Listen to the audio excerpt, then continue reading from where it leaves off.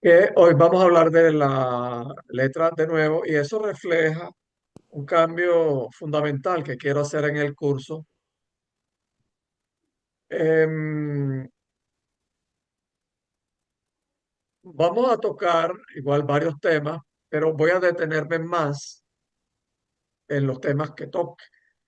Si en vez de tocar 15, 20 temas muy puntualmente, que les queda muy poco, vamos a trabajar menos temas en varias clases, por supuesto, y a desarrollarlos con más calma, de manera que les quede pues un poco más.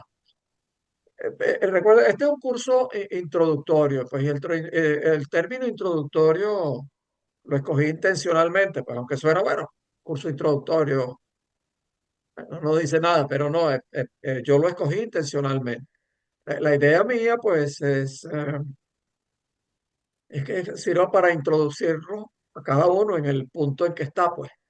Aquí hay recorridos bastante variados, pues, en cuanto al psicoanálisis, recorridos tanto clínicos como conceptuales. Eh, pero bueno, quiero que sea una introducción, vamos a decir así, que cada uno la pueda amoldar a su situación, que le permita como introducirse de una manera más activa en el psicoanálisis. Eh, sí, hola, Aline. Ahí yo le he dicho, pues, un aforismo inventado por mí, que es imposible enseñar nada, pero algo se puede aprender. Eso quiere decir, pues, que pues para aprender algo es imprescindible involucrarse, que el aprendizaje sea algo activo. Es una de las razones por las cuales pues, he insistido pues, en esta práctica, las presentaciones breves, que no sean meramente unos escuchas de alguien que habla y habla y escuchan, escuchan, escuchan. Así no entra pues la cuestión. Bueno, vamos a comenzar hoy, Angelita Mar. Ok, hola Mar. Aline, ya hablamos del tema, ¿verdad, Aline? Sí. Sí, gracias, Pedro. Buen día a todos y una disculpa por el ruido, es que tengo trabajadores ahorita en casa. Pero sí, sí, ya tengo hasta Ok, Mar, yo material. te Gracias. leí tus mensajes, Mar, yo te envío algo, no tan facilito como tú quieres, ni tan difícil como tú temes, Bueno, pero algo interesante, algo interesante. sí, a ver Ok, si. bueno, entonces vamos a comenzar hoy. Angelita nos va a hablar entonces de el silencio en psicoanálisis. Comienzan tus 10 minutos. Hola, buenas noches. Pedro Pablo me pasó dos lecturas bastante interesantes sobre el silencio y el psicoanálisis. Una de Irene Cooper-Wachs, de donde he sacado algunos puntos que voy a comentar, y otra de El silencio de en la sesión analítica de Nadeska Berjón. Principalmente se refieren al silencio, por un lado, del analista y por otro del paciente, ¿no? En la primera lectura de Irene Cooper-Wachs habla de silencio como la ausencia de palabras, pero con presencia. Ahí sí menciona que hay silencios que demandan, que matan, que angustian, que provocan. Hay algunos ligados a la impotencia, a la cobardía, a la prudencia. Hay algunos represivos, otros que liberan. Como que pueden haber de distintos tipos, ¿no? Siempre dice además que el silencio siempre está presente de alguna manera, de cualquiera manera, en una sesión. Además menciona una cosa que me pareció interesante, que no solo puede haber el silencio de las palabras, sino el silencio de las pulsiones, que la pulsión está presente como fuerza, pero no encuentra representación ni expresión simbólica. no habla, pero actúa. Yo pienso que por eso es tan importante la presencia como respuesta a esta ausencia de palabras, ¿no?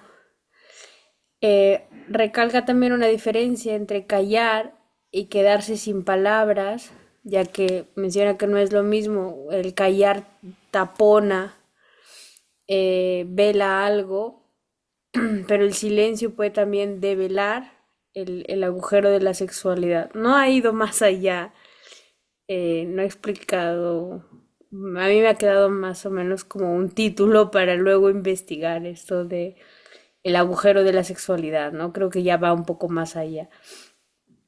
En el silencio hay la inhibición de la satisfacción que experimenta el sujeto en la producción del flujo de palabras. Podemos decir que el analista es quien se queda en silencio, calla para que el analizante hable. Esto en tanto silencios del analista que podrían ser como estratégicos para que el paciente, para que en ese silencio pueda emerger algo del paciente que nos interesa, ¿no? Entonces también menciona que hay una ética del silencio que ha de articularse a una ética del bien decir, que no solo se trata de estar en silencio como algunos analistas pensaban antes, ¿no? Que estaban así como en completo silencio y a veces una o dos frases que decían ya le servía al paciente como guía casi de oráculo, ¿no? A Lacan creo que es el que dice, me parece que la autora de este artículo se refiere a Lacan cuando menciona lo de la ética del bien decir también, ¿no? No solo el silencio puro. El silencio, como dije hace un momento, el silencio del analista convoca el decir analizante, es decir, convoca al objeto A. Esta es la función crucial del silencio en la experiencia analítica. Para Lacan, hay tres valores destacables en el silencio. Uno es escuchar, o sea, se calla el amor, lo pone así, escuchar, o sea, se calla el amor. En ese escuchar, como está en silencio para escuchar, se supone que ahí es donde el analizante le supone un saber. Y bueno, supongo que se calla el amor y también tendrá que ver aquí con el no responder a la demanda, ¿no? Y luego el segundo valor que destaca es uno que va sobre el juicio moral, que Lacan dice, no soy quien para juzgar la virtud de esas vidas, que he escuchado múltiples millones, supongo millones, cientos de confidencias y que su posición es no juzgar esas vidas. Y en este sentido también no traicionar los secretos del analizante.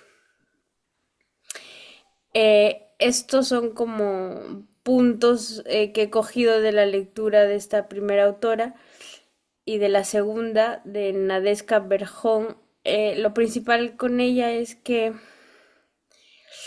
hace una referencia al par freudiano, dice que el par freudiano es la asociación libre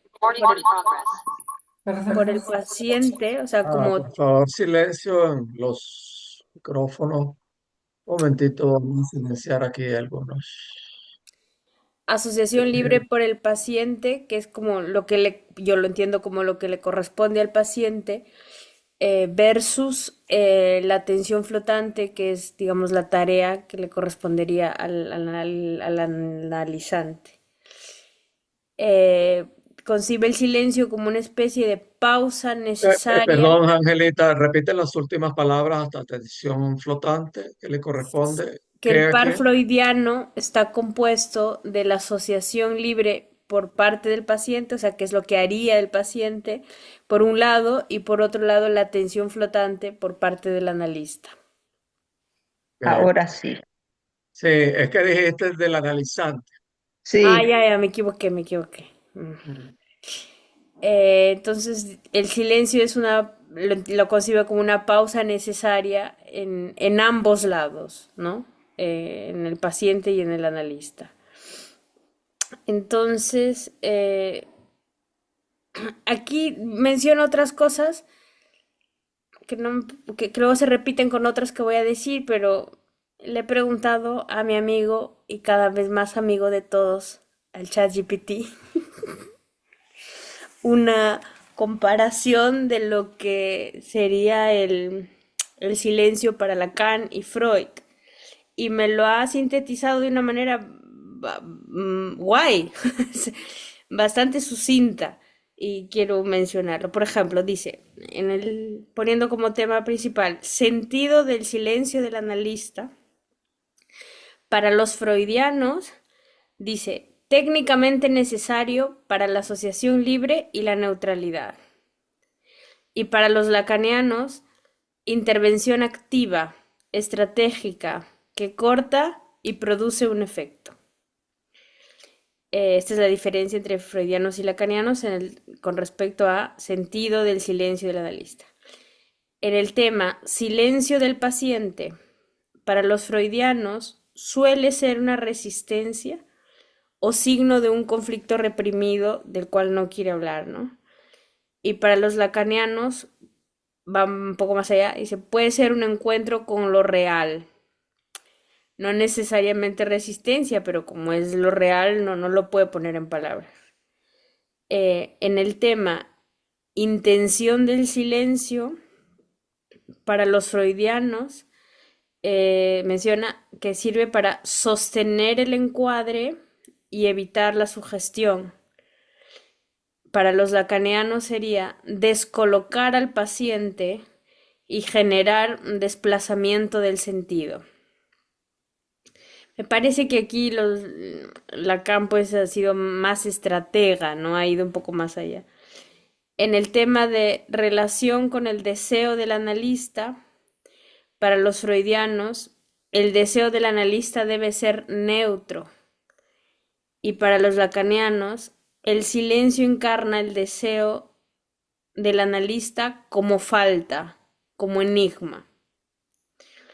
Y por último, en el tema del uso temporal, para los freudianos, silencio más continuo, estable, se refiere a un silencio que sería más estable, y los lacanianos utilizan más silencios puntuales, cortes breves y significantes.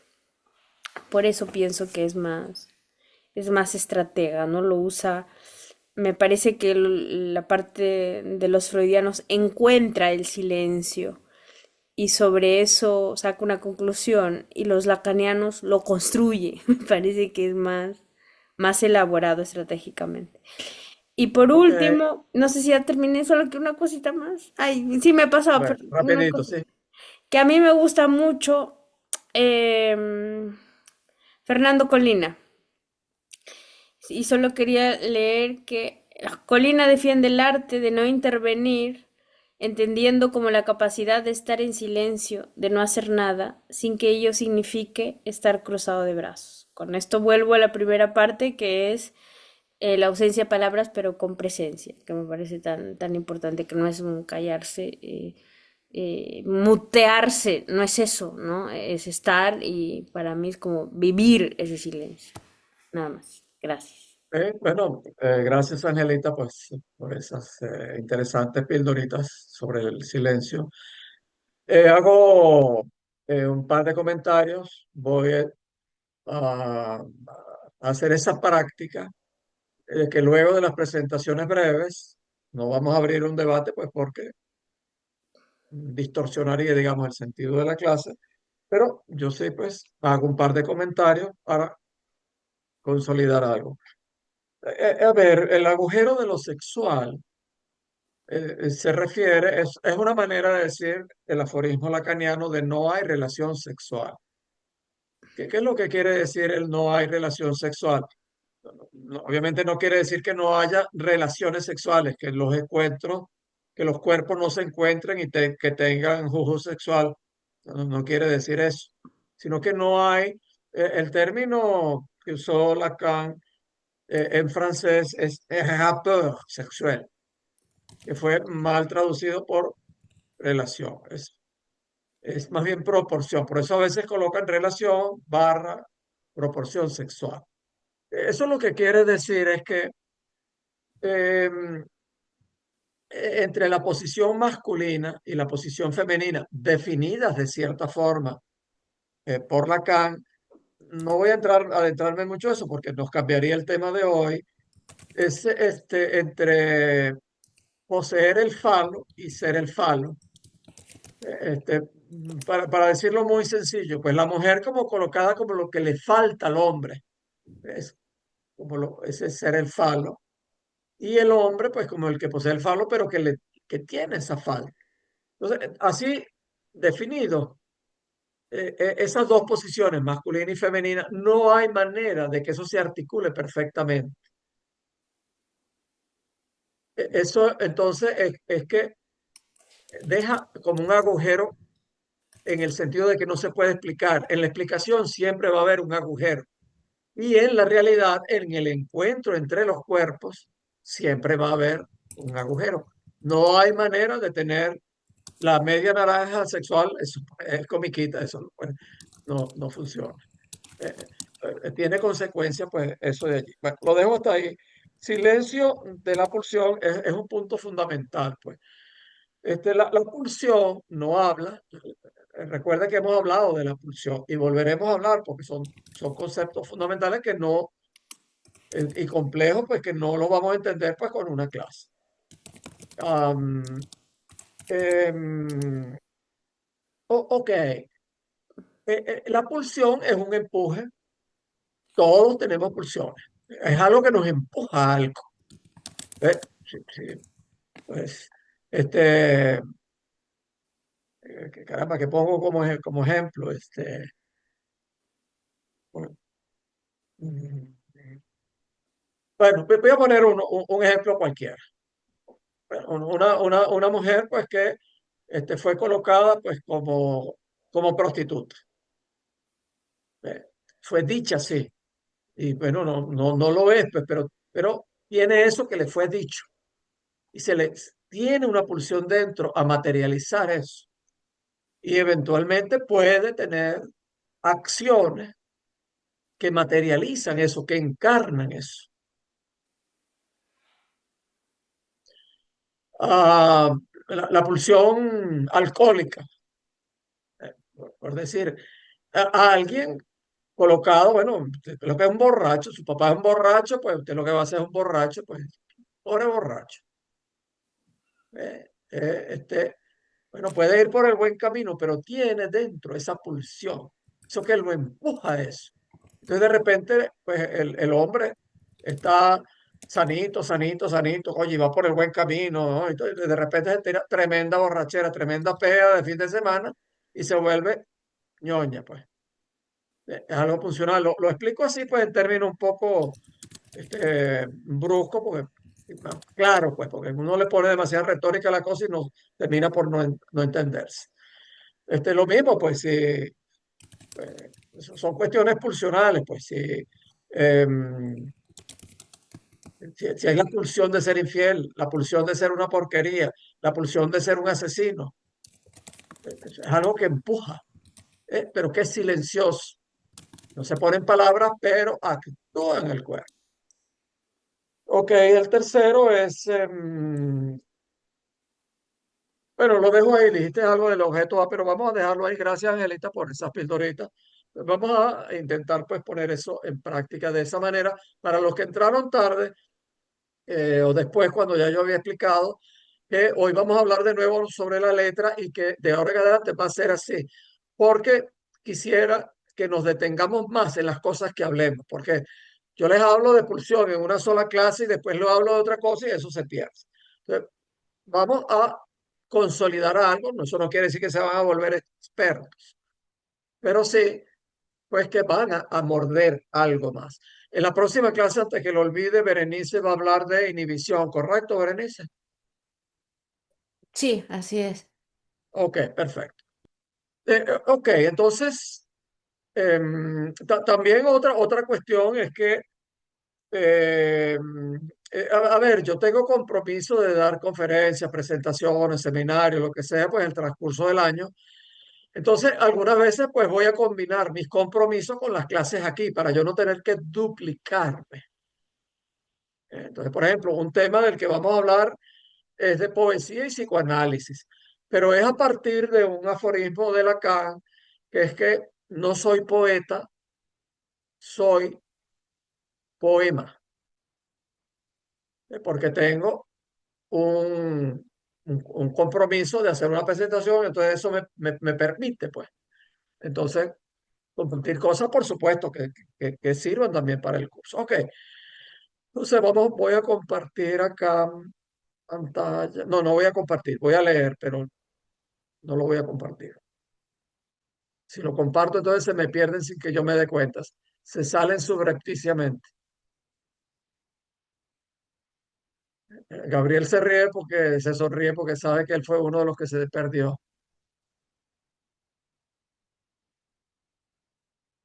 Ok, déjeme ver. Un momentito que estoy acomodándolo acá, a ver cómo lo coloco.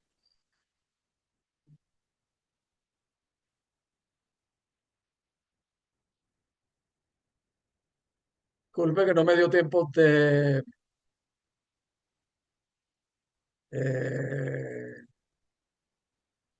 me dio tiempo de imprimirlo.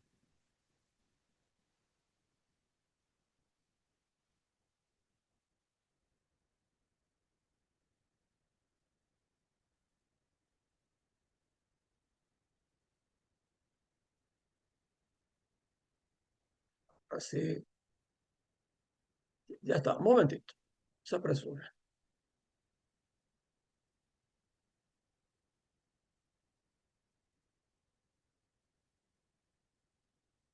Ok, entonces, bueno, estábamos hablando pues de la letra. Recuerden que el punto fundamental de lo que hablamos en la clase anterior es que em, a- a- lo que vivimos, lo que experimentamos, se va depositando como un texto, como algo escrito en el cuerpo. Y que a medida que hablamos, en el dispositivo, es decir, en el análisis, el analista entonces intenta leer ese texto que está escrito. Am, les recuerdo el ejemplito dado en la clase anterior de una mujer que sueña que con un hombre que de repente le atrae, pero nota que es cojo, que cojea. Entonces ella dice, noto que es cojo y me angustio. El analista lee, noto que escojo, es decir, que tomo la decisión de escoger y la decisión de escoger me angustia. ¿Eh? Em, le doy otro ejemplo tomado de la clínica también. Un paciente sueña con a su pareja y una expareja y otras dos exparejas. Y en el sueño también está presente la madre. Él, este paciente, pues por la historia mm, de la relación con la madre, pues desarrolló pues una relación con la figura femenina sumamente extravagante, terrible, espantosa. La figura femenina que lo humilla, que lo aplasta, que lo traiciona, que no le da importancia, que lo deja de lado, etcétera, etcétera, etcétera. Sueña que están entonces su pareja y otra pareja y otra pareja, ¿no? Y otra expareja, perdón. Y que no logra como distinguirlas bien en qué momento es que está. Pero hay una mujer que se sienta la ex, sobre la pareja, que no sabe identificar cuál es, si es la propia o es la ex o una de las ex. Y entonces él dice eh, que esa mujer no sabe si le atrae, primero le atrae, pero que después empieza a desarrollar elementos grotescos, desagradables, terribles. Una mujer que al principio le parecía atractiva en el sueño, va desarrollando mm, rasgos detestables, desagradables. Y esa mujer en el sueño se sienta encima de la pareja o de la expareja o de la otra expareja, no sabe cuál. Y entonces ah, no deja, no deja que la pareja pueda verla, porque la tapa está otra. Y que también está la mamá de esa muchacha, de esa mujer. Fíjense lo que lee el analista. Eh, Esa mujer que se vuelve desagradable, detestable, y no es solo que le tapa a la mujer, que le tapa, que no puede verlo a él, es que él no puede ver la mujer, se interpone. Es decir, él no puede ver a su pareja, cualquiera que sea, es lo que dice el sueño. No importa si es esta o la anterior o la o una futura. ¿Ve? La figura femenina que él tiene dentro de él no le permite ver a su mujer, a su pareja. Es algo que está escrito allí. Entonces él solamente puede ver, termina viendo, es la mujer que lo traiciona, que lo detesta, que lo humilla, que lo pone de lado. Eh, y ahí está la madre de de esa mujer. Es decir, está otra mamá. No solo está su mamá, sino que está otra mamá. Es decir, en ese sueño formidable hay un intento de reconstruir a la madre. No como esa madre que lo humillaba, que lo aplastaba, que lo dejaba de lado, que no le daba importancia, sino otra madre. Entonces, esa es una lectura que hace el analista de eso que está escrito allí. Ok, bueno, continúo. Entonces, esa fue la idea básica del... déjame ver si puedo poner esto de una manera distinta.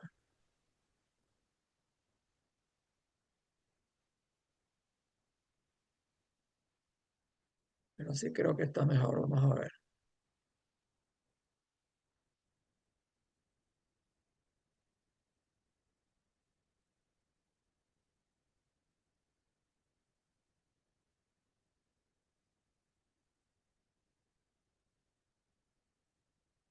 Caramba, esto está un poco atropellado, pero ni modo, que estoy en 10.000 cosas.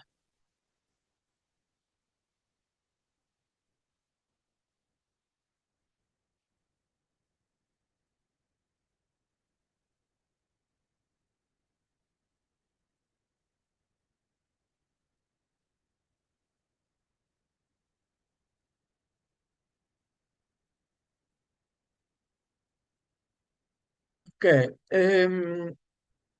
entonces nos ocuparemos acá del escrito que produce el inconsciente. Estoy leyendo un texto, una selección de textos. El escrito que produce el inconsciente cuando escribe y que los psicoanalistas leemos en nuestra práctica. Es decir, pero no es que está escrito con letras de molde ni nada por el estilo, pero es que está escrito. Es como el escojo, eso está escrito pues allí. Hay muchas otras cosas que están escritas pues. Ok,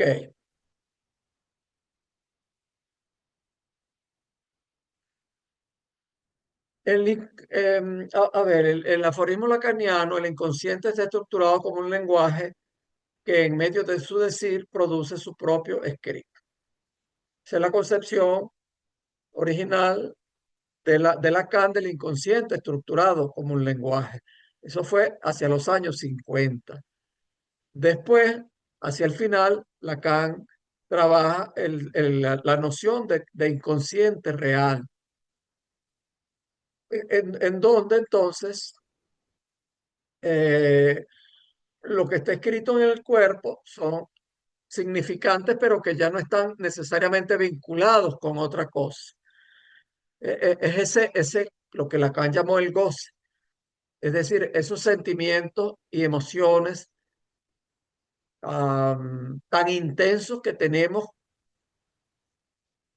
cada uno, los tenemos en su manera y puede que o nos dominan o los dominamos o nos dominan. Entonces, hay significantes pegados, pues vamos a decir, a esos sentimientos, a esas emociones, a ese goce.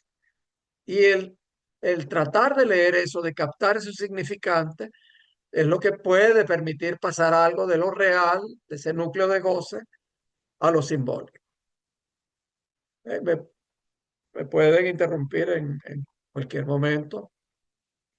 Lo que se escribe fue primero palabra hablada, y lo que contingentemente cesa de no escribirse y se escribe.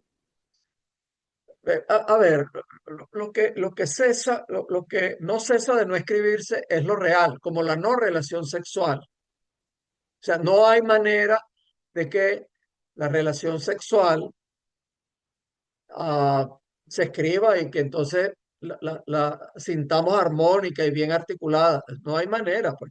Eso sería una ilusión que se termina rapidito. Eh, Entonces, sin embargo, bueno, hay cosas del real de cada uno que podrían pasar de no escribirse, de ese real de cada uno. En el análisis se puede pasar a escribirse. Eh, Esto es un poco crítico, eso de escribirse y no escribirse, pues, pero tenemos que utilizar el lenguaje, pues, de alguna manera, pues. Em, a ver,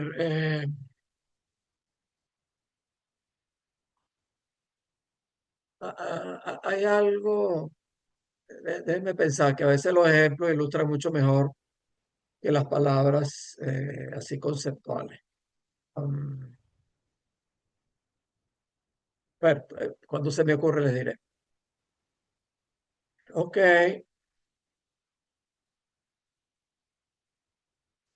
ok. En el comienzo está siempre la palabra del otro. A ver, ¿qué puede querer decir esto de la palabra del otro con mayúscula? A ver, aquí los sabiondos, es la palabra del otro con mayúscula.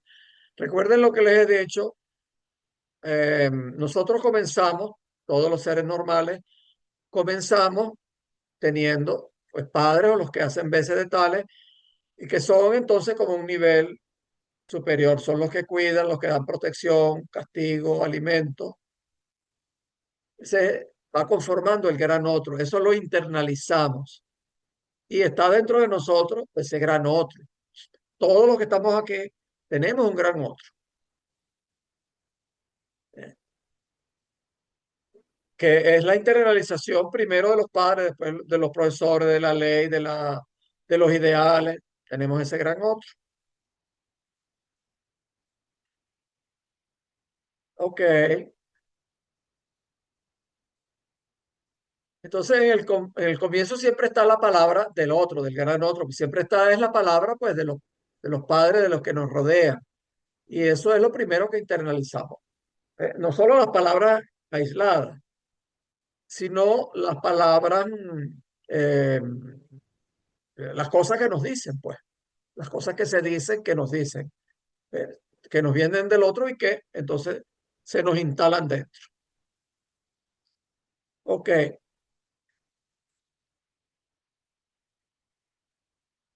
ahora lo que se escribe entonces fue primero palabra, palabra hablada, y lo que contingentemente cesa de no escribirse y se escribe sirviéndose de la palabra.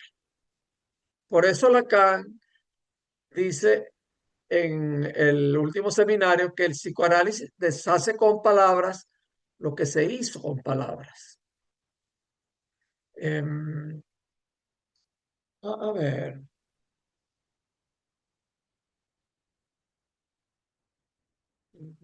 un segundito. Es que hay ejemplos que no puedo dar, pues, porque son de pacientes y esto queda grabado, entonces tengo que tener cuidado. La concepción que tiene Lacan de la palabra implica que la palabra misma tiene efectos de escritura.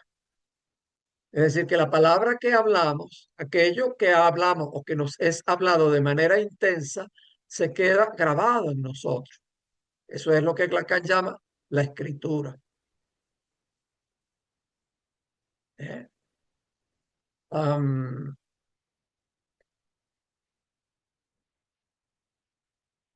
ok, tiene efectos de escritura, así que así vemos que lo que se descifra en la palabra bajo transferencia tiene efectos de escrito, efectos que permiten articular un real de la experiencia. De este modo se escribe una secuencia que va de la palabra al escrito y del escrito a lo real. Es decir, en ese ejemplo de escojo y me angustio, el analista le resalta esa interpretación, escojo, usted se angustia porque escoge. Entonces, eso toca algo de lo que está grabado en esa paciente, en esa analizante. Toca algo de su real. Eso que está escrito allí, eso de escoger, está escrito. ¿Eh? Entonces, al analista interpretarlo, eso toca algo del goce, de lo que está en el cuerpo. Y entonces busca un cierto vaciamiento de goce, aliviar un poco ese goce, en ese caso, esa angustia de esa mujer. En el otro caso, más complejo, a través de ese sueño, lo que construye ese sueño, el inconsciente lo está diciendo clarito, pero el analizante por sí solo no puede interpretarlo y hacer un vaciamiento de goce. Es la interpretación del analista si es que logra hacerla de manera eficaz, incorporando a veces silencios, que entonces puede hacer avanzar un poco más a ese analizante en en ese darse cuenta de ese goce de ser humillado, de ser aplastado, de poder robarle un pedacito, de manera que la humillación, ese empuje a ser humillado, esa pulsión a ser humillado, a ser aplastado, se reduzca un poco, eso pulsional allí. Y que entonces pueda avanzar él en ver más a la mujer que tiene frente a él, a su pareja, y no imponerle la figura femenina que él tiene dentro. Entonces, el analista le hace ver eso, esa mujer desagradable que yo le impongo a mi pareja, grotesca, asquerosa, porque lo que está detrás es la prostituta que me engaña y me humilla.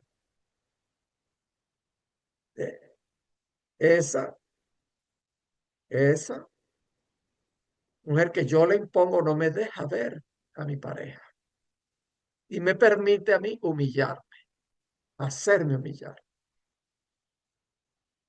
Pero el inconsciente lo está poniendo clarito, pero el analizante no lo puede ver. Bueno, clarito, pues si el analista pues sabe interpretar, pues, y la agarra, pues. Am, y lo otro, pues eso es el desdoblaje de la madre.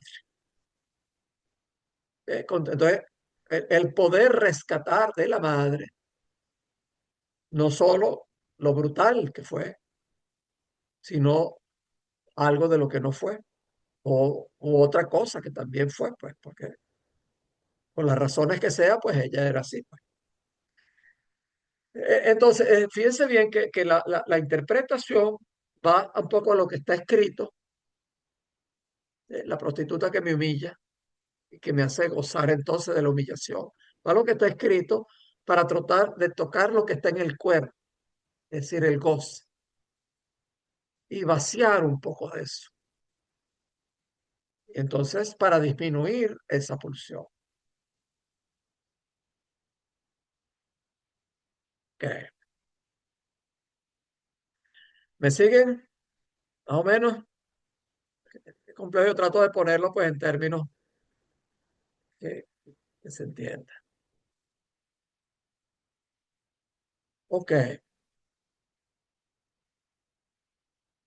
Ok, cuando Lacan dice del escrito, de la palabra, de la interpretación va a la palabra, de la palabra al escrito y el escrito a lo real. ¿Ve? Lo real es el goce, es lo que está en el cuerpo, lo que no se puede poner en palabras. Eso que cada uno de ustedes, y yo también tengo mi real, eso a veces que sentimos, claro, después de un análisis como el mío, que duró sopo 200 años, pero bueno, una transformación, ¿no? Era una transformación fenomenal. Ah, pues eso real pues está reducido. No es que se desaparece, pero está reducido. Entonces ya no me aplasta, ya no aplasta mi vida. ¿Eh? Pero entonces cada uno de los que estamos aquí tiene ese real, eso que se experimenta de una manera muy intensa y que en un principio hasta puede ser rico, puede ser placentero, pues uno puede gozar de eso, pero en la medida en que se hace más intenso, se vuelve doloroso, espantoso, aplasta. Aplasta la vida en diversos sentidos. ¿Ok? ¿Qué es lo que lee el analista en el decir de su paciente? ¿De qué manera en las palabras del paciente se filtran lo real del goce y también lo imaginario de las representaciones? Bueno, es lo que yo pues eh, lo digo en las clases y también a veces se lo digo a mis pacientes. Pues no importa lo que uno diga, al final, no importa lo que el analizante diga, al final dices lo mismo. Pero habla de distintas cosas, pues. Habla de distintas cosas, Ah, entonces, conectada pero con España. lo que se expresa, Y se llama el río. un momentito que entró Marta, vamos a silenciar, Marta. Am, este, ajá, que no importa lo que se habla en análisis, al final se habla es lo que está en el cuerpo. Uno puede pensar mucho en qué es lo que voy a hablar y sí está bien, pues porque pues siempre hay que interpretar, hay que trabajar a través de algo, de lo que se presenta. Pero lo que se presenta siempre es manifestación de lo que está interno, de ese goce, de esos ideales, de esa representación. Y bueno, a partir de ella, pues es que tiene que leer el analista. Primero está el discurso del paciente que invita al analista a leer a la letra, o sea, descifrar las letras que cifran el goce y luego el analista interviene en función de esa lectura en la singularidad de cada caso. Bueno, esto hay que leerlo bien. Está el discurso del paciente que invita al analista.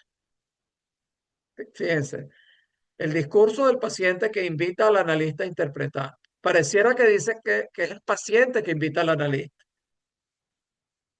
No, no es el paciente, no es el analizante, es su discurso. El discurso lo que habla el analizante es el material que el analista tiene que leer. A través de su escucha tiene que leer y de alguna manera interpretar, a veces pues con el silencio del que nos habló Angelita hoy, a veces con interpretaciones, distintas, distintas maneras pues de intervenir, pues a veces pues eh, haciendo presente el goce, pues buscando hacer presente el goce. Pues, yo le digo, por ejemplo, a veces, pues recuerdo a alguna paciente, pues, como yo no soy nada, pues yo no sirvo, todo lo hago mal, una porquería, yo no le sirvo ni a mis hijas, ni a nadie. Yo se lo digo. No se lo digo así, pues de esta manera, folclore, lo digo de un tono que trate de poner palabras a su goce, de ponerle palabras a su goce. Porque eso, pues, a veces produce un vaciamiento de goce. Ok. Entonces, es el discurso del paciente que invita al analista a leer a la letra. Quiere decir, a leer, a tratar de leer el texto que está allí, el texto que está grabado en el cuerpo, está grabado en emociones, está grabado en sentimientos, pero está representado por significantes, básicamente por palabras. Ahora, no leemos, el analista interviene en función de esa lectura en la singularidad de cada caso. No leemos la letra en forma literal, sino que leemos a la letra. Se nos está ofreciendo una escritura cifrada. Si nadie la descifra, el mensaje no llega. Es letra muerta. Bueno, el ejemplo más claro es ese sueño que les acabo de contar. Eh, Eso está cifrado. Hay que interpretar. O como el ejemplo que les he dado muchas veces de la fantasía de apuñalear a otros en la cara. Eso hay que saber leerlo. Entonces, no es leerlo literalmente, ay, no, no haga eso. No, no, mire, lo van a apresar. Uy, usted tiene impulsos criminales. No, no, no, no vaya a hacer eso. No, pues, no es eso, pues. Entonces el analista tiene que leer, tiene que poder leer allí.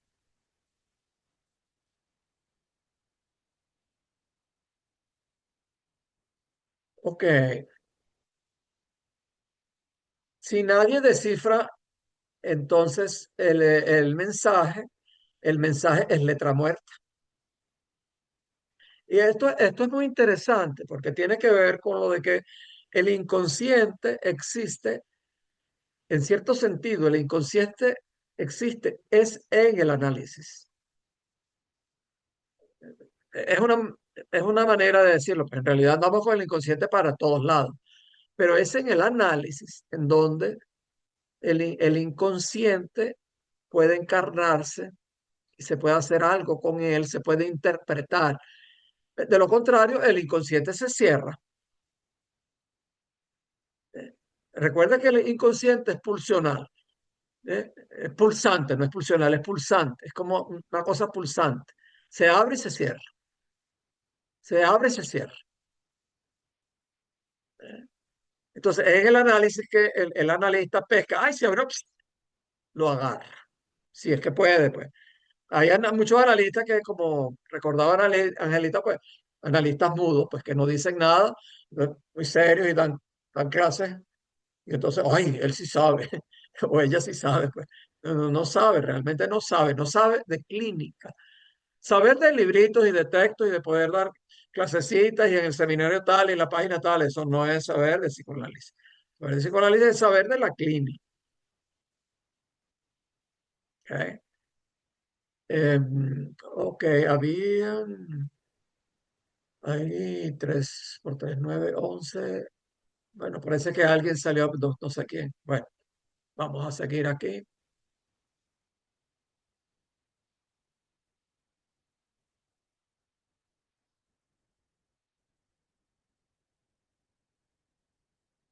Un momento, que me estoy saltando pedazos. de esto que reuní. Fíjense que descifrar es hacer un texto de otro texto. Es decir, cuando el analista descifra ese texto de escojo y me angustio, el texto que está escrito es en la paciente es que el escoger la angustia, la escogencia, la angustia. No sabemos exactamente con qué palabras porque también depende de la lang de cada uno. ¿Se acuerdan lo que es la lang? Marja puso cara de que lo recuerda exactamente. La lang es ese balbuceo que tienen los bebés, los infants. Infants es el bebé antes de tener lenguaje. Entonces, los bebés comienzan a producir sonidos y hacen como que dan un discurso, hablan por teléfono y todo, ¿no? Entonces, esa es la lang. Entonces, eso no tiene en principio un significado lingüístico, pero el niño goza, es decir, experimenta algo en el cuerpo y con algunos sonidos más que con otros. Por lo tanto, eso queda como la base del goce de cada quien. Ok, pero entonces el punto es que en ese escojo se angustia. Repito, no sabemos cuál, cuál palabra es la que en particular es el texto que hace gozar a esa analizada. Porque eso está unida a la lang de ella que no sabemos, ese no es un paciente mío y si lo fuera, pues tampoco se los voy a decir. Pero entonces, cuando el analista interpreta y le dice, usted escoge y se angustia. Usted se angustia porque escoge. Está creando otro texto. ¿Sí? ¿Me siguen? Eso no quiere decir que ese otro texto automáticamente se vaya a grabar en el analizante. Pero poco a poco va cambiando el texto de origen, el que está pegado al cuerpo, lo va cambiando por otro texto. Eh,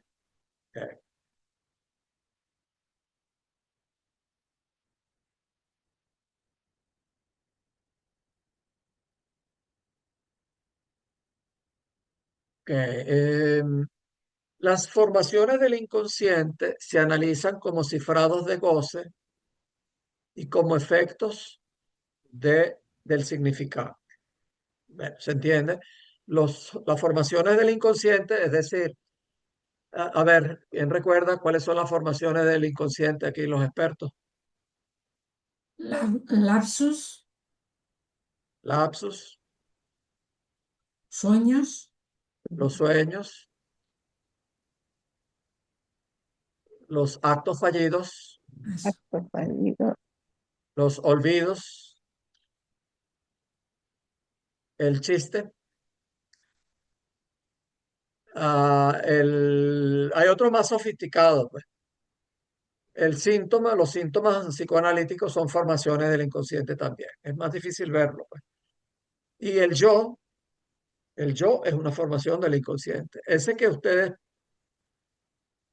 tienen ahorita en función, que está escuchando o que está en las nebulosis, están pensando en otra cosa, es una formación del inconsciente también. Pero bueno, quedémonos en sueños, lapsus, actos fallidos y olvidos. Y el chiste, que son los más facilitos. Entonces, se analizan como cifrados de goce.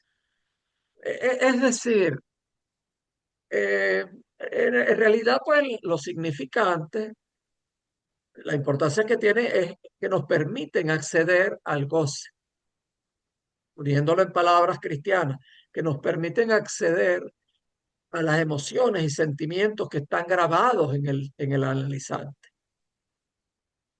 No es un mero juego de palabras y palabras y palabras. Por eso hay muchos analistas que se pierden meramente en los significantes, porque no entienden que en realidad los significantes nos importan, pero es por lo que está experimentando el analizante. El analista lo que tiene es que concentrarse, entre comillas, concentrarse en qué es lo que está experimentando el analizante cuando habla. Claro, lo pesca a través de la palabra, pero lo pesca también de otras maneras, pues, y además tiene su recorrido, pues.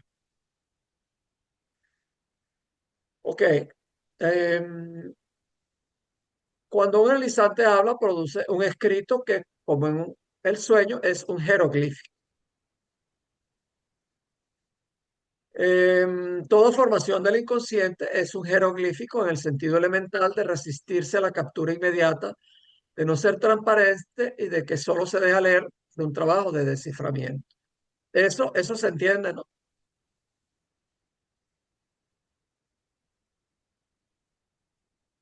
Bueno, puede No, empezar en no, no, cualquier... no. Yo no Ajá, ¿quién entendí habla? eso último. Ah, No, Rosario. que no, no escuché eso último. Ajá, a ver, alguien recuérdeme qué fue lo que dije, qué fue lo último que dije.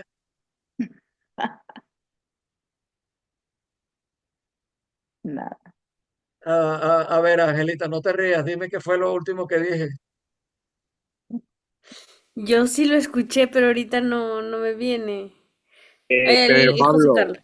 Ajá, sí que dijiste que el paciente traía como si fuera en un tema egipcio, sí, jeroglífico. encriptado, jeroglífico, una Ah, clave, que no hablaba directamente, sino hablaba de un sueño, un síntoma que estaba cifrado.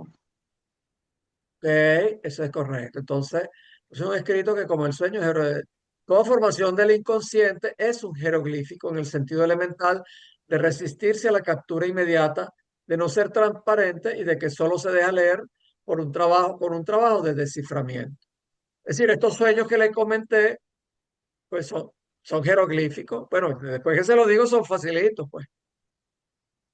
Pero un acto fallido, pues. Uno va, se dirige a la casa de la novia y entonces termina en la puerta de la ex. Bueno, le digo uno facilito, pues. Los olvidos, eh, los olvidos, los olvidos. Aquí, pues, los analizantes, pues, los que vienen presencial, pues, a menudo dejan cosas. Ah, bueno, se me olvidó. No, es que eso tiene algo detrás. Ese olvido tiene algo detrás que hay que saber descifrar.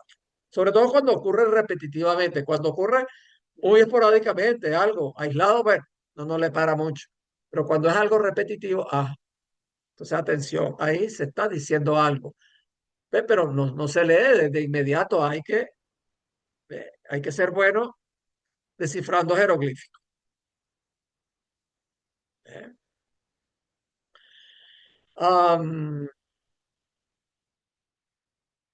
Ok, bueno, es la estructura del chiste, que es el tema preferido de Angelita también. Claro, el que cuenta el chiste, pues ya lo sabe, pues. Eh, pero bueno, a veces en el análisis surgen cuestiones graciosas, chistes. Am, pero digo uno que es eh, censura. A ver, ¿no hay menores de edad aquí? No, no hay. Angelita, ¿qué edad tienes tú? Bueno, no es grosero, pues, pero son cosas que alguien me habla, pues, de una fiesta de bomberos. Y yo entendí, bueno, que sería, pues, que eran fiestas del cuerpo de bomberos, personas que trabajaban allí. Y no, pues, la fiesta de bomberos es que eran puras mangueras, es decir, eran puros hombres. ¿Eh? Entonces, bueno, eso puede surgir, pues, en el análisis, pues, pero entonces hay que aprovecharlo, no meramente reírse de eso, sino aprovecharlo, tratar de aprovecharlo. Ok.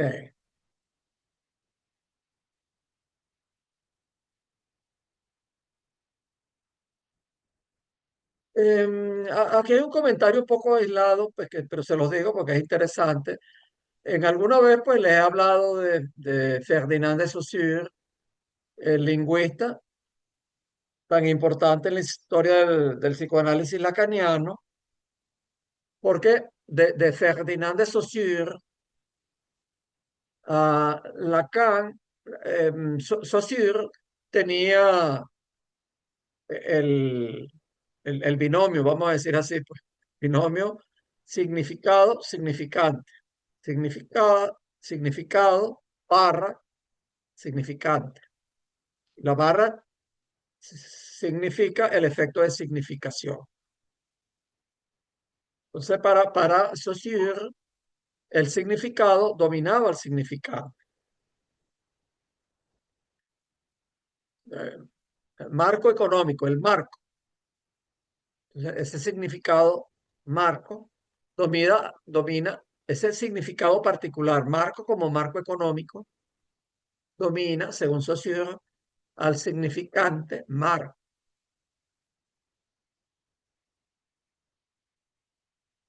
Y hay el referente también, pero no lo voy a enredar con eso. Am, pero lo que dice Lacan es que no, que es que hay que voltear la cosa, que lo fundamental no es el significado, es el significante. Al menos en psicoanálisis es el significado. Porque pues es así. em, el significante, a ver, el analizante utiliza significantes para hablar, para decir su discurso. Y cuando lo utiliza, trata de darle un solo significado a las palabras, pero el inconsciente y el cuerpo están detrás. Y entonces detrás de lo que intenta decir a la perfección, sin equivocarse, el analizante, están los significados que se cuelan allí. Ok, pero bueno, Ferdinand de Saussure y su lingüística se iban mucho por el lado fonético, el lado del sonido. Y entonces, pues Lacan fue alejándose de eso, sobre todo a medida que fue desarrollando el concepto del inconsciente real. ¿Eh? El inconsciente real, recuerden sus tres registros o dimensiones: simbólico, imaginario y real. Simbólico son las normas, las leyes, lo que está ordenadito, lo que nos da un marco, valga la redundancia. Lo imaginario, pues todo está entonces construido de imágenes, no imágenes solamente visuales, imágenes visuales, sonoras, de palabras, elaboraciones mentales, todo eso que está ahí, pues un poco mezclado, qué sé yo, que no está estructurado, porque lo que estructura es lo simbólico. Y lo real, que es eso que no se puede poner en palabras, que nos conmociona, que lo sentimos intensamente, que nos aplasta, que nos mueve, que no podemos ponerlo en palabras. Entonces, eh, em, ese último desarrollo, entonces Lacan se aleja pues de Saussure. Ok, vamos a continuar aquí. Lacan plantea que lo escrito primero fue canto, mito hablado, procesión dramática que lo precedió. Ya lo habíamos dicho, la palabra primero fue hablada, pues. Lo escrito primero fue palabra, perdón. Aquí lo que hace es ampliarlo. Canto, mito hablado, procesión dramática. El pasaje de la palabra oral a la escrita implica un recorte de goce de la palabra, una operación que acota el deslizamiento metonímico del significado. Ya vamos a desbrozar eso.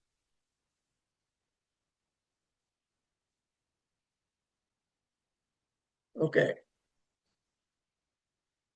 El pasaje de la palabra oral a la escrita implica un recorte del goce de la palabra, una operación que acota el deslizamiento metonímico del significado. Ok, pero vamos a tratar aquí dos cosas. Hay algo que se dice en psicoanálisis lacaniano, es que la letra mata al goce.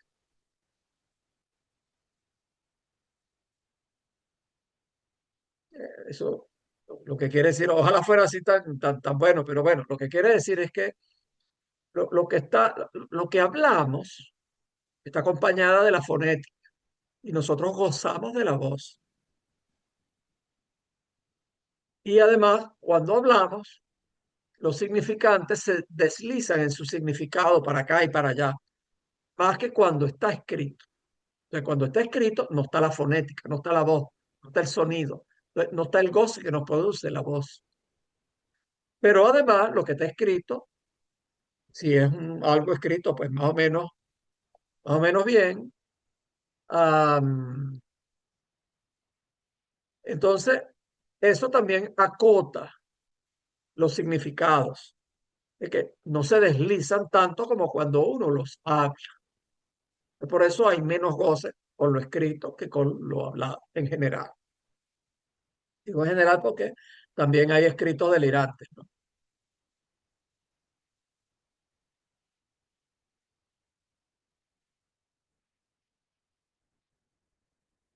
Que acota el deslizamiento metonímico del significante. A ver, ¿qué es eso del deslizamiento metonímico? Recuerden que am, las figuras, los topos fundamentales de la retórica son reducidos por Lacan a la metáfora y la metonimia. La metáfora es la sustitución de una palabra por otra. Las nubes como botas de algodón, las botas de algodón en el cielo, por decir algo. Simplemente el reemplazo de las nubes por algo semejante, una mota de algodón.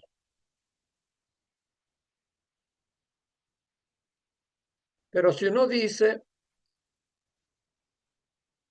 ah, las velas en la mar, uno entonces ya está utilizando velas como sinónimo de barcos, como representante de barcos. ¿Eh? Ya eso es una metonimia. O como decir, yo tengo un Picasso, ojalá lo tuviera. Es decir, no tengo a un Picasso, no tengo a alguien de la familia Picasso, tengo un cuadro de Picasso. Entonces es tomar al autor por la obra. Entonces, hay un deslizamiento. ¿Eh? Ah, bueno, ok.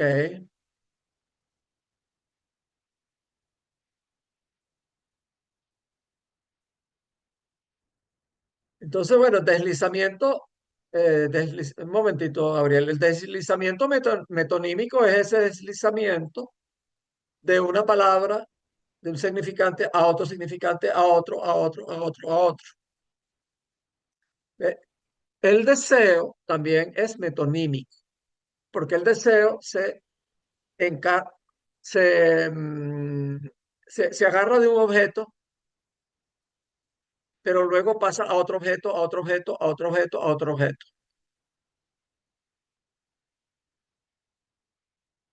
Le pasa, no nos pasa mucho a los hombres o a mujeres también que se coloquen en posición masculina, les pasa mucho eso del deseo moverse de aquí para allá. No es que la mujer no lo sienta, pero la mujer colocada en posición femenina, porque hoy en día, pues, la mujer sin ser homosexual ni en ningún sentido, pues puede eventualmente colocarse un poco como en esa posición masculina y entonces, bueno, me gusta este tipo y me gusta el otro y me gusta el otro y me gusta el otro. Ok, Gabriel.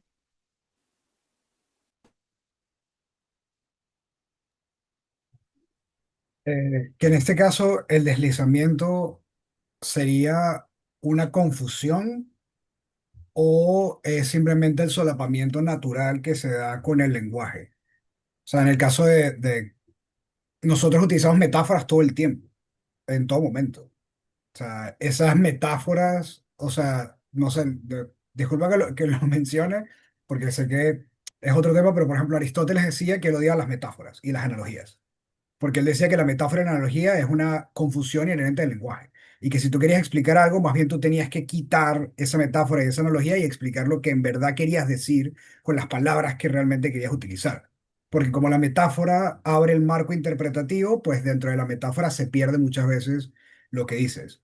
Entonces, el igualaba metáfora igual a confusión. Por eso es que te pregunto que en el caso del deslizamiento, ¿el deslizamiento es ese solapamiento natural del lenguaje o es algo que deberíamos tratar de evitar porque produce esa confusión? Mm. Ok, a ver, una cosa es, por ejemplo, el uso de metáforas y metonimia y topos del lenguaje por el poeta, por el escritor. Es una necesidad, para él son sus herramientas de trabajo. Em, Uno en el lenguaje ordinario, para explicar algo, para expresarse, puede utilizar consciente o inconscientemente, puede utilizar metáfora y metonimia. Siguiendo pues Aristóteles, pues uno reduciría la cosa, pues, y siguiendo los lógicos analíticos, pues y acá, pero uno terminaría por no decir realmente lo real. Por ejemplo, el goce no hay manera de decir. Lo real del goce no hay manera de decir. ¿Eh? Pero bueno, hay cosas más importantes, que es que el inconsciente utiliza metáfora y metonimia y uno no tiene ningún control sobre el inconsciente. ¿Eh? ¿Qué es lo que hace el eh, recuerde que Freud hablaba de condensación y sustitución y condensación, si mal no recuerdo. Lacan habla de metáfora y metonimia. Desplazamiento y condensación. Desplazamiento, Desplazamiento. condensación y desplazamiento. Gracias, gracias. Eso. Ok,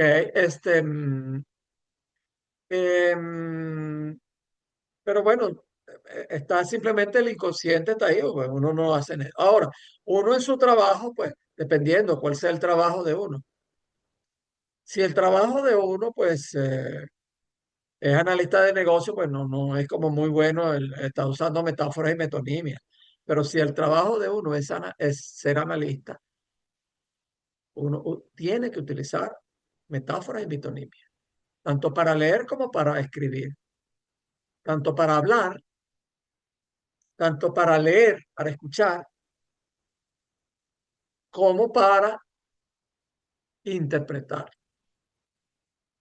Aristóteles no serviría como analista, definitivamente. Sócrates sí. Ok, De Aline. hecho, disculpa que lo mencione, pero Ajá, es sí, sí, interesante adelante. que utilizaras el ejemplo de los poetas, porque de hecho Platón en la República, y Aristóteles luego concuerda con él, dice que los primeros que queríamos expulsar de la ciudad, si queremos la utopía, son a los poetas, porque son todos unos mentirosos. Y justamente el uso de la metáfora y, o sea, como que este reconocimiento de que utilizamos esto dentro de nuestro lenguaje ordinario es justamente contrario a la idea que ellos tienen de un habla Sí. verdadera. Bueno, algo a mí me costaba mucho leer la poesía, toda la vida, pues me costaba porque yo la trataba de leer como Aristóteles. Pero yo era muy bruto, yo creyéndome inteligente, resulta que era bien bruto, pues no entendía que la poesía no se puede leer así conceptualmente. Bueno, y la perseverancia, soy alguien sumamente terco, me ha dado el placer de poder leer poesía, y no cualquier poesía, porque yo no agarro, pues, sin desmérito de nadie, pues yo, si me voy a leer algo, yo me busco lo máximo, este, de los poetas malditos. Eh, Qué sé yo, a Baudelaire, por ejemplo, a Verlaine. Poder entender algo de eso, y ese entendimiento no es conceptual. Ok, Berenice que tiene que salir. Ok, bueno. Gracias, Berenice.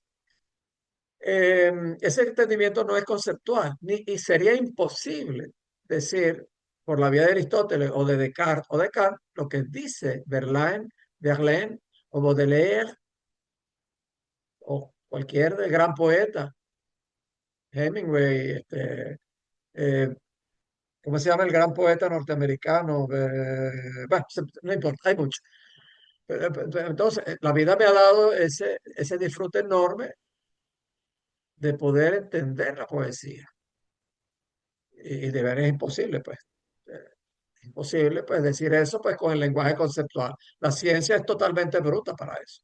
A ver, Aline, ¿qué se hizo? Aline, ahí está. A ver, adelante, Aline. Gracias, Pedro. Es que al hablar del deslizamiento, entiendo que ¿Puedes poner la sería el... cámara o no te has peinado, Aline?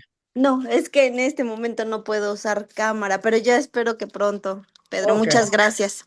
está bien. Este, decía que al hablar del deslizamiento metonímico, me recordé un caso en donde un chico que estaba muy angustiado por no poder poner un negocio, pero él decía que sí quería, pero era como algo que se le hacía imposible. Entonces yo le digo que me hable sobre esa imposibilidad y entonces él empieza a utilizar que se necesitaba mucha dedicación.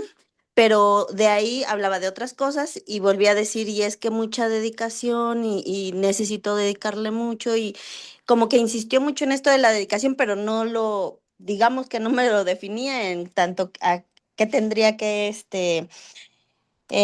hacer. Y cuando terminó de hablar mucho, ya yo le pregunto si me podía hablar un poco más sobre esa dedicación, porque yo diría que fue una palabra que como que insistió mucho en decirla, pero al mismo tiempo yo decía que no la explicaba. Entonces, en ese momento, él empezó a hablar de otra cosa, yo decía, porque parecía al inicio, no, de hecho hubo varias cosas que hacían pensar que era como tendría que necesitar mucho dinero y esfuerzo y pararse temprano y cosas así. Y entonces, cuando yo le pregunto que si me habla un poco más de esa dedicación, la verdad es que hice una pregunta solo porque escuché muy insistente la palabra, no porque yo tuviera una idea, sí, como preconcebida de a qué se refería. Y entonces cuando le pregunto, él empieza a hablar de que había estudiado para darle gusto a su papá y entonces que no había terminado la carrera y entonces empezó a hablar que ya no había a quien dedicarle su esfuerzo y su trabajo y todo lo que él quería como hacer.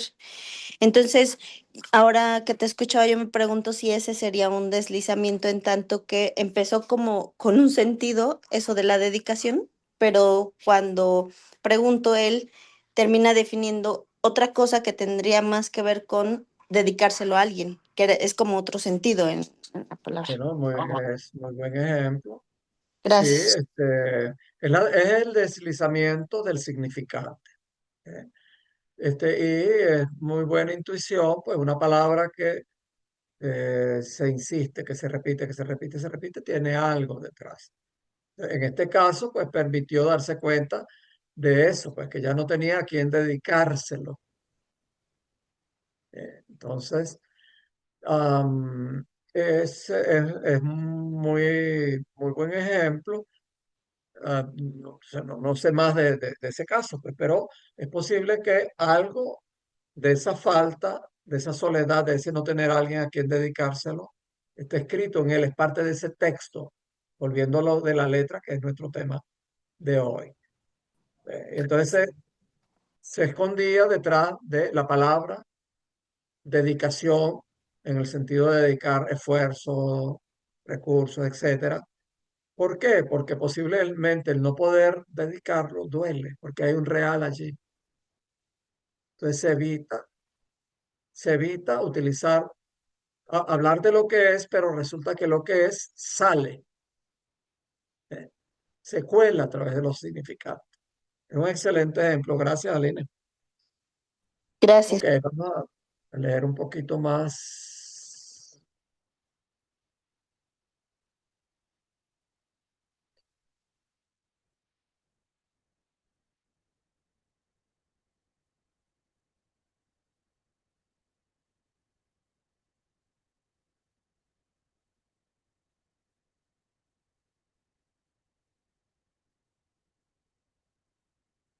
A ver,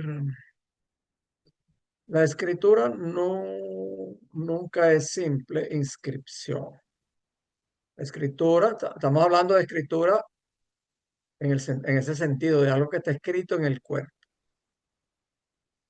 La escritura es algo que se articula como hueso cuya carne sería el lenguaje. La escritura da hueso a todos los goces que por el discurso se confirman abrirse al ser hablar.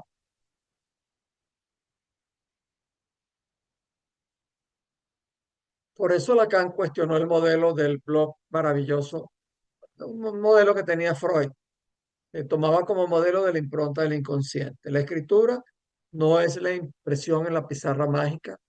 La escritura no calca el significante, no es impronta, no pertenece al orden de la significación ni de la representación, sino más bien al orden del ser, a la instancia del goce. La letra es lo que del goce perdido permanece en el sujeto. Bueno, eso vamos a descifrarlo un poquito.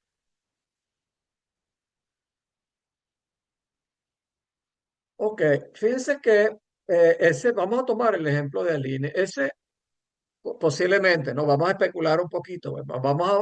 Podemos suponer que ese no tener a quién dedicárselo, pues se murieron sus padres, o se murió su mujer, o su novia lo dejó, lo que sea, pues le causa un dolor muy agudo. Vamos a especular un poquito, ¿ok? Entonces, ahí está escrito esa no poder dedicárselo. Es un texto que está ahí, no tener a quién dedicárselo. Está escrito allí. Entonces, claro, repito, se esconde a través de esa dedicación en el sentido de esfuerzo, de otras cosas, de dedicar recursos.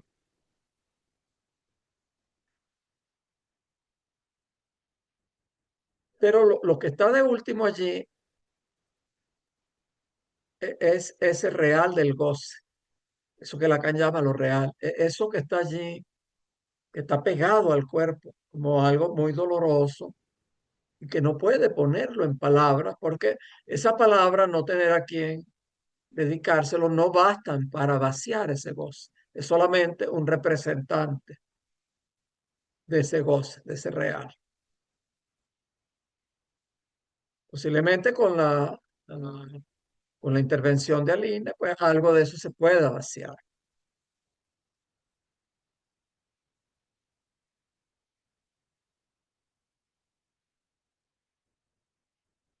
Ajá, bueno, muy bien. Murió su padre y estudió administración de empresas para darle gusto a él. Y aún sufre por eso. Mm,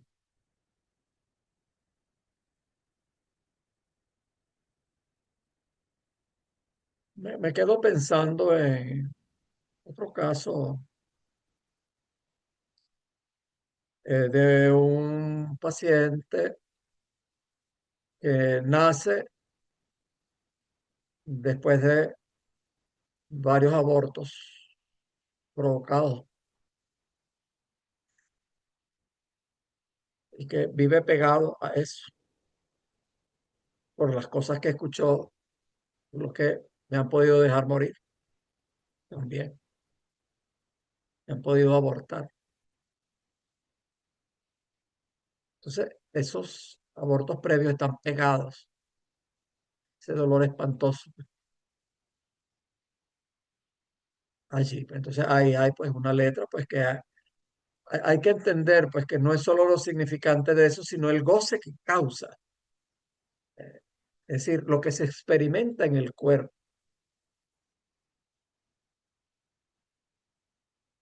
Que,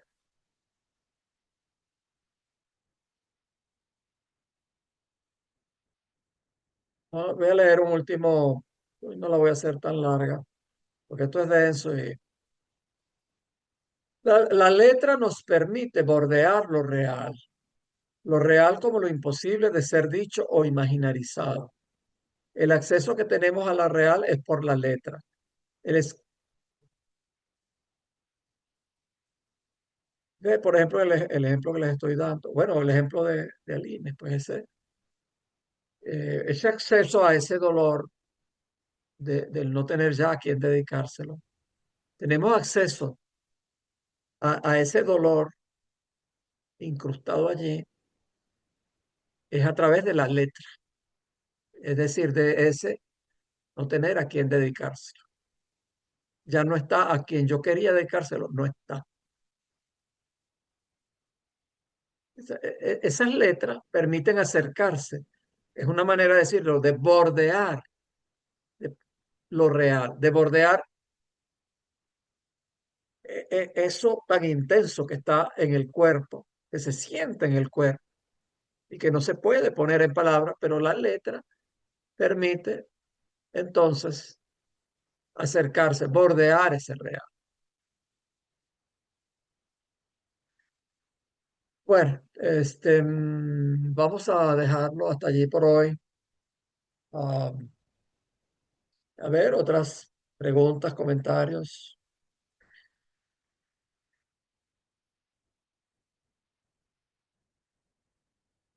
Es un tema de eso, pero importantísimo, importantísimo. Y que hablarlo siempre en lacanés. ¿Saben lo que es lacanés, no? Ese lenguaje, esa jerigonza que cuando los lacanianos empezamos a hablar en lacanés, es algo que no se entiende, nadie lo entiende, hablando en lacanés. Pero si se habla puro en lacanés, no se logra transmitir nada, realmente no se habla de nada. Hay un tema que debo exponer en una semana y no he escrito nada, tengo que entregarlo mañana. Me estoy sacrificando por ustedes. Fíjense ustedes cuánto valen ustedes para mí, sinceramente. ¿Vale? No he escrito nada, ya estoy en nivel pánico. Em, que tiene que ver con psicoanálisis en intención y en extensión. Bueno, Aline me mandó un corazoncito, bienvenido. Gracias, Aline. Este, mm, José Carlos y Gabriel, no me manden corazoncito, por favor. Pero lo Este, pueden hacer desde su posición femenina. bueno, eso lo has dicho tú, yo no. Bueno, bueno, en realidad, pues los hombres quizás pues seríamos mejores hombres, pues si a veces pues tuviéramos un poquito de algo de lo femenino, no fuéramos tan macho, tan machote. Eh, a ver, ¿qué estaba? Ah, bueno, el Aquí en psicoanálisis. Uruguay, Pedro Pablo, ¿No? en Uruguay los hombres cuando se saludan se dan un beso. Ah, sí, sí, en Argentina también, en Francia también. Este, Ajá, mm, ujú. sí. Bueno, cosa pues, hay países donde es así, otros que no, pues. Una vez fui a un bautizo bautizo era, o bueno, algo de uno de mis nietos en un pueblo de aquí de Cataluña. Y entonces, bueno, yo me presenté pues al papá de otro, como que habían varios niñitos que hacían, no me recuerdo si era la primera comunión, algo de esas cosas, pues. Entonces yo me le presenté un poco por socializar, pues al papá, pues mire, yo soy el abuelo de tal. Entonces me saludó con un beso, y entonces yo le di otro beso, como le damos aquí a las mujeres dos besos, y después me quedé pensando, oye, habrá pensado que yo soy sospechoso, que yo me quedé, pero yo no le iba a preguntar tampoco la cosa. Bueno, Claro, un fíjense, beso solo se da aquí. sí, bueno, en Francia se dan dos besos. Ajá, ¿Eh? En Brasil se dan, pero no sé si en alguna parte de Brasil, porque Brasil es inmenso, pues es del tamaño de Europa, se dan tres besos, pues, pero cuando se saludan, pues entre mujeres o hombre-mujer, pues entonces, es así, bueno, yo tengo amigas brasileñas, pues que viven en Francia, entonces nos saludamos. Ahorita yo viajé por allá y entonces me la encuentro, entonces, bueno, a veces digo, no, nos saludamos con dos besos, y digo, no, son tres beijings, tres besitos, pues somos brasileños, ajá, sí. Bueno, fíjense que voy a hablar de psicoanálisis en intención y en extensión. Los voy a aprovechar. Lacan, en un texto fundamental, uno de los muchos textos fundamentales, que es la proposición del 9 de octubre de 1967 sobre el psicoanalista de la escuela. Una de las muchas cosas que él habla es de psicoanálisis en intención y en extensión. ¿Ok? Intención con S, no con C. No, no es intención de qué mala intención tiene. Si es malintencionado o bien intencionado, buena intención. No, sino es como el opuesto de extensión. Una tensión que se va hacia afuera. Extensión. La intención es una tensión hacia adentro. Y él habla entonces de que la intención y la extensión, que hay psicoanálisis en intención y psicoanálisis en extensión, y que ambos tienen que estar articulados. Entonces, el psicoanálisis en intención es el psicoanálisis didáctico, el psicoanálisis de cada uno.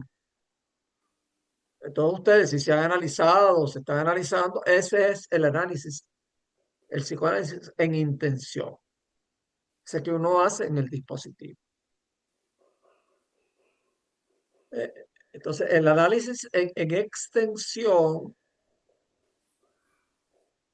es el saber acumulado. Esto que le hemos hablado hoy de la letra es parte del psicoanálisis en extensión. Pero el psicoanálisis en extensión tiene que estar articulado con el psicoanálisis en intención. Y eso tiene que ver con el hablar en lacanés. Fíjense que siempre que hablo yo hago un gran esfuerzo en ilustrarlo con casos, en tratar de usar un lenguaje que se entienda. No es solo por el hablar sencillo, sino es por acercarse al psicoanálisis en intención. Fíjense que yo en vez de decir goce y el goce para acá y el goce para allá, que bueno, Lacan escogió ese, pero fue el que se escogió, no lo puedo cambiar. Pero se entiende mucho más cuando hablamos de que es algo que se siente, una emoción, un sentimiento muy intenso, que llega al dolor, pero que aplasta, que no se puede evitar. Es algo que ya se entiende más que decir el goce para acá y el goce para allá y el goce para acá. O sea, hablar en Lacanés, pues entonces hablar de que si el goce, y si con esa intención y extensión, y la banda de Moebius, y entonces la botella de Klein, y entonces el significante, y entonces las líneas de fuga. No se entiende, pues. No se entiende, pero entonces es un psicoanálisis en extensión que realmente se ha separado del psicoanálisis en intención. Eso ocurre mucho en las enseñanzas en la universidad y en los colegios clínicos y en las presentaciones en general. No digo que ocurra siempre, pero ocurre mucho. Y que entonces se ponen a explicar los libros y entonces de un libro al otro y de una página al otro y de página a página a página, eso está desconectado de la clínica. Es decir, está desconectado del psicoanálisis en intención. ¿Eh? Y Lacan, él habla allí, lo voy a aprovechar un poquito más. Él habla allí de que hay tres puntos de fuga, dice él. Punto de fuga, a ver, ¿quién hay aquí que sea pintor, que tenga inclinaciones artísticas? Charo, tiene cara de que es pintor. En Sé algo de pintura, puntos de fuga, pero vamos, no soy sí, pintor. en pintura o en perspectiva, pues, se habla, fíjense que las líneas paralelas, por ejemplo, los bordes de una calle, si se pintan así, así, no dan sensación de profundidad. Entonces, ¿cómo se pintan? Se pintan así. Así, a ver si lo logro. ¿Eh? ¿Ve Ujú, como una sensación de profundidad? Esos ujú. son los puntos de fuga. Entonces, líneas que son paralelas en los cuadros pinturas, dibujos, se representan así. Entonces, este punto aquí, este punto, es un punto de fuga. Pues la mirada se fuga, se pierde. ¿Eh? Entonces, Lacan habla de tres puntos de fuga en la proposición y habla entonces de tres puntos de fuga que coinciden con lo simbólico, lo imaginario y lo real. Con lo simbólico, entonces él habla del mito del Edipo, el mito del complejo de Edipo, que fue a donde llegó Freud con el complejo de Edipo y los postfreudianos se quedaron allí. El que es entonces el mito de Edipo, pues, del Edipo, pues entonces, que lo hablábamos es Edipo rey, Edipo, pues, la, la esfinge le, le pronostica, no es la palabra, no se habla de pronóstico, no había estadísticas en la meteorología griega. Este, ¿Cómo que dice? Le profetiza. Le profetiza. Profetiza que va a matar a su padre y que se va a acostar con su madre. Sí, que va a esposar a su madre. No, eso es horroroso, qué sé yo. Entonces, Se lo cuenta a los este, papás, se lo cuenta a los ah, padres de Edipo. Se lo cuenta a los padres de Edipo y por eso es que los padres de Edipo lo abandonan y, y es por eso que lo encuentra un granjero y el granjero es el que lo cría y por eso es que Edipo no conoce su destino y aún así sin conocer su destino exactamente. termina cumpliéndolo. Exactamente, va por ahí en la carretera, entonces el tipo pues, era medio belicoso, entonces un pobre viejo ahí se atraviesa y lo mata. Resulta que era el padre, pues. Después llega a una ciudad y entonces se enamora de una vieja, entonces resulta que era la madre. Entonces, Exactamente. bueno, entonces después se saca los ojos, eso es toda una historia. Pero bueno, el pensamiento, dicho de una manera muy simple, de Freud es que lo que estructura, que algo fundamental que estructura al ser humano, al neurótico, es el complejo de Edipo. El temor, el deseo de la madre, pero por temor al padre, pues entonces se va. Entonces se fija en otras mujeres. En realidad, pues es algo más estructural, pero lo estoy diciendo de una manera muy simplista. Y la mujer, pues desea un hijo del padre, pues no lo puede tener, pues entonces tiene un hijo propio que también es el sustituto del pene que no tiene. Una manera pues muy simplista de poner el mito del Edipo, pero es algo que estructura, es decir, es simbólico. Recuerden, lo simbólico es lo que estructura, lo que da estructura, leyes, normas. Entonces, él dice eso es un punto de fuga. Un segundo punto de fuga es lo imaginario, y él dice lo imaginario, pues entonces de la, la iglesia, el ejército, los fenómenos de grupo. Entonces, que eso pues entonces puede eh, hacer que, que nos identifiquemos con las figuras de autoridad dentro de las organizaciones.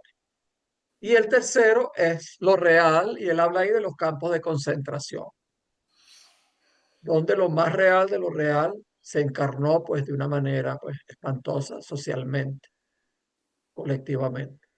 Entonces él habla también de lo real de la pulsión. Se puede interpretar también como lo real de la pulsión. Nos vas a dar apetito, Rosario, por favor.